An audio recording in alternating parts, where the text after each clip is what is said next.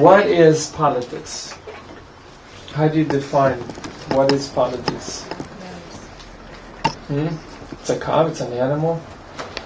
Politics? It's a word, it's certainly a word. Propaganda. It's a false reality. What is it? False reality.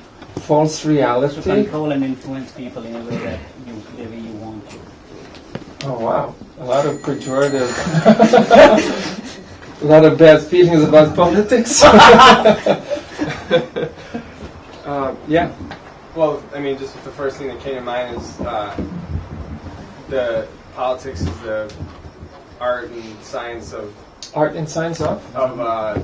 how people relate to each other How for the people greater relate good. to each other for greater good. Okay. Now we're getting closer to the etymology or the meaning of the words politics. Certainly, whatever you said are the feelings we associate with politics. Yeah. Does it come from the polis, from the Greek word for city? Yeah, for a city. Yeah, polis means city, like metropolis. Metropolis basically means a big city. Metropolis. Polis means city. So, what is then a politician? I mean, on my Facebook profile it says about politics says, what does it say? Never trust a politician. By the way, that's straight out of the Vedas. Never trust a politician. That's an advice, you know. Yeah, because politician. But what is a politician? Okay, now we have defined politics. What is a politician? Okay, now we have to put our thinking helmets on. Yes. Supposed to be a leader. A leader? Okay, that's pretty good. We'll get back to Someone it. that makes decisions for a bigger group of people. Okay, you refined it a bit. Very good. Leader, and actually specifically it's a representative, a person who represents a larger group of people. Basically that's how democracy that we're practicing is not the Greeks' democracy. It's not a participatory democracy. It's rather a what do you call that? Republican. No. It is No, it's a Yeah, you're correct. Yeah, but Representative. yeah, but there's a very similar word to it, but it doesn't matter. In other words, you have a representative. So that is what a politician is. So politics basically concerns itself with the governance of a group of people, and certainly when you have a group of people, I mean, after all, everyone wants to experience some kind of harmony, you know. And when we're harmonized, that's wanted. It's pleasant. When we're disharmonized, that's when the clashing comes about. So therefore, the politics. And politics really basically concerns itself with governance of people. And politicians are representatives of people who meet together to discuss politics. In other words, what is of interest to the people. That's what politics is about. And that's what the politicians are supposed to be about. Now, what does modern politics primarily concern itself with? Power. Power. Who said money? All right, wait. Okay. What is of interest to big business? What is of interest to big business? Okay, yeah. I heard economic development.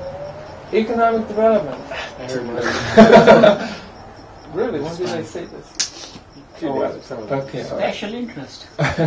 Yes, Johnny. His comment was very good. Yeah, on that's... Ram Dash's, because ideally that's what politics is supposed to be about, economic development. Oh no, that's what it is. That's what it is. Politics. Well, not necessarily. Because politicians often act in direct, diametrically opposed, opposite to what's the public good when they work. But modern politics primarily concern itself with economy, and I know where you're coming from because he's not getting from the government what he's expecting to get. So he's all smoking back there in the corner. I can see smoke billowing out of his ears. But that's what it is. Modern politics and politicians mainly concern themselves or itself with economy, and perhaps not your economic good, but somebody's economic good. But that is the concern, economy. Okay. Now, well, I mean, what do you think? Is this primarily? Is this what really should be a primary concern of any group of people? Why not? Because it has so little to do with human nature and what's our higher good. Very good, very good. What else? I'm going to transcribe all this into an article for the next issue of 16 Rounds. Please help me. You're right now contributing.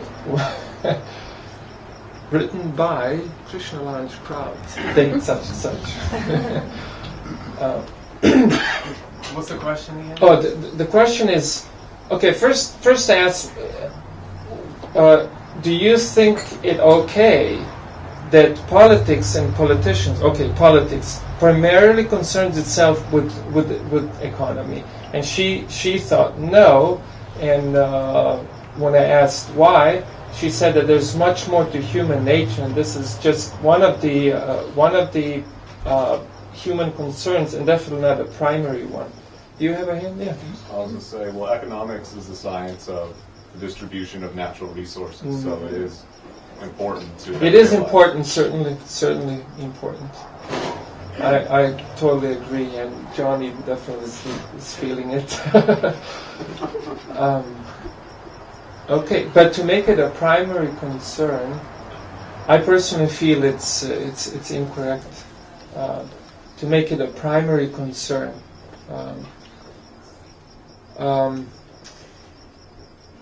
If you think, okay, if you make economic concerns the primary concerns, even more important than philosophy, I mean, what should that tell us? That we're money hungry. That we're money hungry. Money hungry, okay. Well, but we don't want to be hungry either. So economy does have a place, as you said. Certainly, I don't want to make an unbalanced presentation here, but it should tell us one very important thing. It focuses us on the material instead of the spiritual. It certainly gives more importance towards material development and more so than spiritual. And we did have a conversation here once that, just think, externally you might be a very comfortable person. In other words, all your material needs are provided for. But if you're internally an uncomfortable person, you're really an uncomfortable person.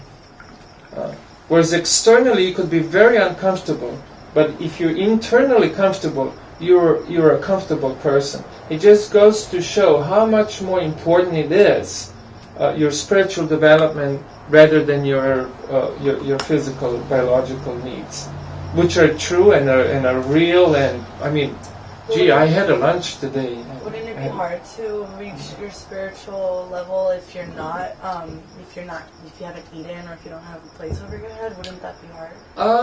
It may make because you're so concerned with what you correct. need. Yeah. Well, you can think about the miners that were just rescued. Their needs were very minimally met on many levels for 17 days, and they were able to sustain themselves and then were provided with more. But throughout that point, it was their faith. Yeah, that's fine-tuning what you're saying. Certainly for most people, if they're materially uncomfortable, it'll be difficult for them to focus on their internal development. But that aside, it goes to show that actually internal development is still more important. But forget about that, because I really don't want to repeat ourselves, because we have discussed this. But okay, to repeat again, go back a few paragraphs, and to repeat the statement or the question, or it's my opinion, my observation, that if we primarily concern ourselves first with economic development rather than philosophy, then that means that we have a tendency to act before deliberating. We have a tendency to act before deliberating, before deliberation. In other words, action without thinking. Or if thinking is involved, it's completely subservient to action. Intelligent people deliberate. I mean, I clearly remember my teenage days, because before teenage you're kind of preoccupied, you're just like freaked out by the whole, not freaked out, sorry. You know, I have a punk tendencies. You see when you read my newspaper, it's kind of aggressive. So please excuse me. I tend to push a little bit over to one extreme or the other. But just overwhelmed with life, you know, you're trying to figure out what the heck's going on here, and especially the first years of teenage. But as you sail deeper into your teenage and out of it, I mean, you start to think about life. And I clearly remember having existential crisis. Existential crisis in the sense that that the society was not providing good, deep enough reasons for me to exist. And think about what is existence. Existence is really a series of inspirations. Okay, now I'm inspired to do this, and then after that I'm going to do that. And then after that you do something else. Now what happens when you lose inspiration? I mean, you become suicidal or something, or you know, drug yourself, or you know, I mean, you get a deaden your brain, you know, because you have no inspiration to make another step. Or even not to make a step, that also requires an inspiration. So you're just in this, you know, you're on a bad trip. I mean, those of you who tripped on bad acid ever. It's a horrible situation, you know, and you wish you have never taken it. But you're stuck. I mean, you swallow the thing and you still have about 10 hours to go, you know. And in this case, you got years to go, and you're thinking, gee, maybe I should end it, you know. Never advise, but, you know, just going to show, you know, the predicament of the situation. So intelligent people, you know, people who are intelligent first need to deliberate. That's a natural tendency of people who are cerebral, people who are intelligent, you know, that they need to deliberate. They need to have good reasons to live.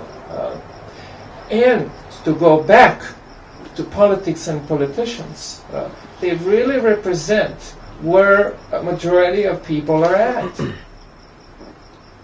And this is that we somehow or other grew so not concerned with the reason or direction for living